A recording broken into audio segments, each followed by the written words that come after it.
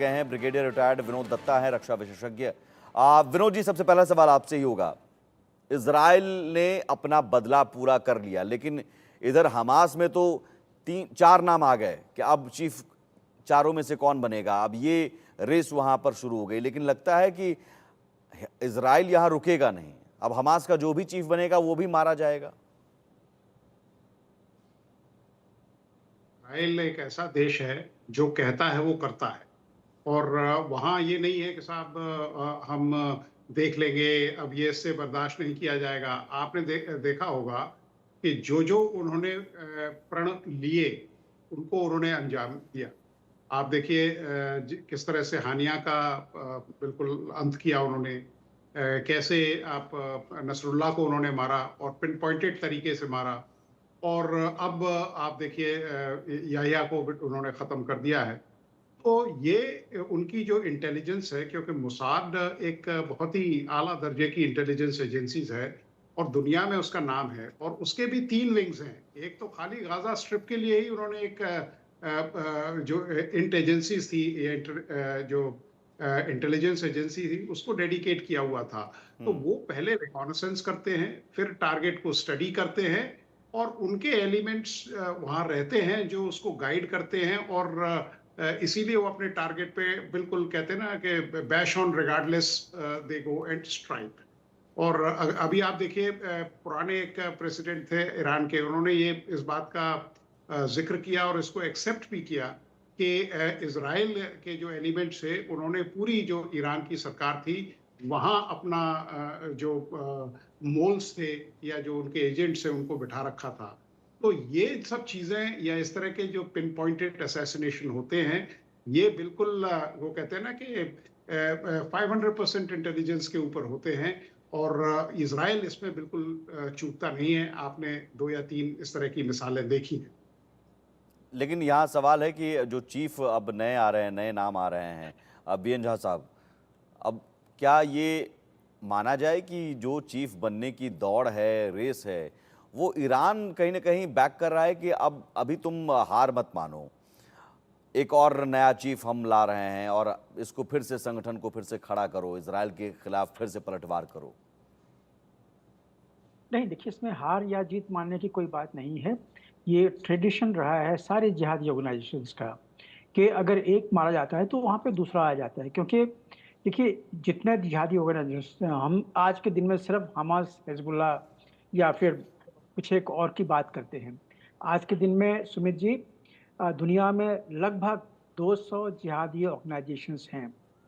Hamas, Hezbollah की बात करते हैं, al Qaeda, ISIS, Taliban, LET, Boko हराम, हिजबुल मुजाहिदीन, जैसे मोहम्मद, अल शबाब, बोको हराम, कितना का नाम लीजिएगा। और ये सारे जो हैं, ये सारे टेररिस्ट हैं, टेररिस्ट ग्रुप हैं। खास करके अभी मिडिल ईस्ट में आज के दिन में माना जाता है कि लगभग 103 जिहादी ऑर्गेनाइजेशंस हैं, जिसमें से कि लगभग 27 जो हैं वो काफ़ी खूंखार हैं। हम अभी बात कर रहे हैं गाजा की, कि गाजा में भी ये हुआ है। यहाँ पे जो लेबनान में हो रहा है वो हम सबों के सामने में है। आप पता होगा सीरिया में जो घटनाएं हो रही हैं वो भी काफ़ी अलार्मिंग हैं। सीरिया का अभी इडलिब एरिया ऐसा जगह है जहाँ पे कि पूरी सीरिया से जितने जिहादी ऑर्गेनाइजेशंस हैं, उसमें आईसिस भी इन्वॉल्व है, उसमें अलकायदा भी है, उसमें पीकेएफ भी है, पीकेके भी है। बहुत सारे लोग उसमें अभी इडलिब में हैं। तो अभी जो ईरान के जो इस्लामी चीफ हैं, जो खमेनी, उन्होंने जो आगाज़ किया था कि सारे वर्ल्ड के सारे मुसलमान इकट्ठा हों, तो सारे मुसलमान देश तो इकट्ठा नहीं होंगे, लेकिन उनके प्रॉक्सी जो हैं, चाहे वो 180 में से जो भी हो, उनके नुमाइंदे आके लड़ने के चांसेस काफ़ी ज़्यादा हैं। तो अब जो आप बता रहे थे कि हमस में अभी सिनवार मारा गया, मूसा हो, खालिल हो या खालिद हो, एक्स वाई जेड, कोई भी अगर वहाँ पे आएगा तो उसका काम वही होगा कि जिहाद का है। देखिए, तो क्या यही वजह है कि बेंजामिन नेतन्याहू ने कहा कि हमने बदला पूरा किया, हिसाब चुकता हुआ, लेकिन जंग अभी जारी है? देखिए, बेंजामिन नेतन्याहू ने ये तो कह दिया है कि बदला पूरा हुआ, लेकिन इसराइल जानता है कि बदला पूरा नहीं हुआ है। इसराइल में 3 मुख्य चीज़ें क्या हुई थी 7 अक्टूबर को। एक, तो इन सारे जिहादियों ने जो आके वहाँ पे मार-काट किया था, तो उसमें जो भी हुआ, वो करने वाले क्या सबों को पनिशमेंट मिल गई है? नहीं, उनको पनिशमेंट नहीं मिली है। दूसरी चीज़ थी कि जो वहाँ से बंधक बनाए गए थे, बंधक को छुड़ाना था। तीसरा जो सबसे बड़ा चीज़ था कि फिर से भविष्य में ऐसी घटना ना हो, इसके लिए हमास को ख़त्म करना था। हुँ, हमास ख़त्म तो होगा ये पता नहीं है। नॉट श्योर कि अगर हमास को ख़त्म कर पाएँगे, क्योंकि ये एक जिहादियों की एक आइडियोलॉजी है। ये हमेशा ख़त्म नहीं होगी। हुँ, लेकिन उनकी जो टीथ है, वो दाँत तो कमज़ोर पड़ जाएँगे, उनकी जो मारक शक्ति है वो कमज़ोर पड़ जाएँगे, ये ज़रूर होगा।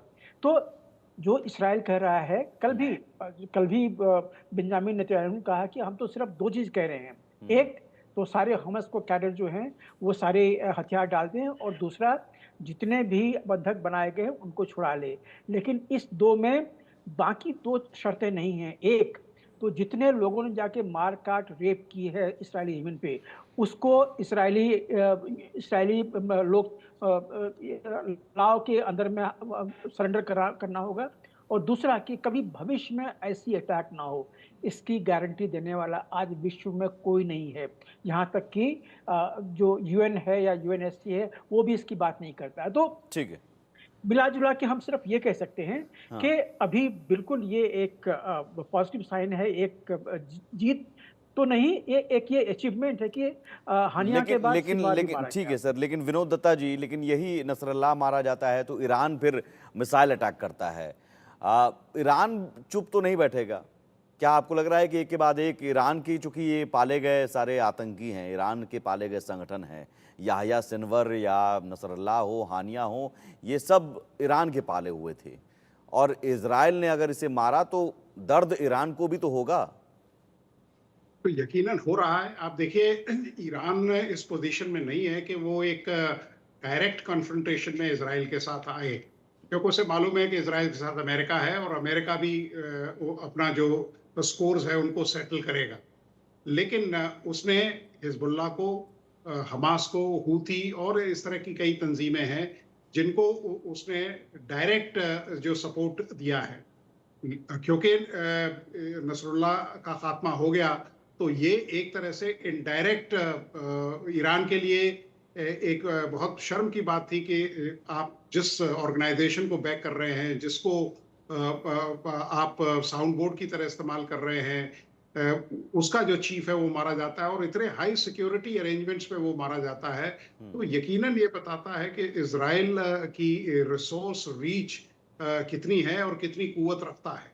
और अगर देखिए, ईरान में भी 2 किस्म के प्रेशर है। एक हुँ, तो सरकार उतनी रेडिकल नहीं है और दूसरा वहाँ के जो आवाम हैं, उनका भी प्रेशर है कि हमें रिटेलिएट करना चाहिए। हुँ, लेकिन वो इस पोज़ीशन में है नहीं। अगर आप ज्योग्राफिकल डिस्टेंस भी देखें तो वो काफ़ी है। और ईरान ये भी डरता है कि अमेरिका इस अपॉर्च्युनिटी को भुनाने की कोशिश करेगा। हुँ, तो बाकी के ये जो तंजीमें हैं, क्योंकि देखिए ये सब काम करते हैं जब तक इनको पैसा मिलता रहेगा, जब तक इनको रिसोर्सेज सामरिक या जो गैर सामरिक संसाधन है वो मिलते रहेंगे, तब तक ये आपके गाने गाएंगे। Otherwise they will turn guns towards you. Pakistan का एग्जांपल देख लीजिए आप।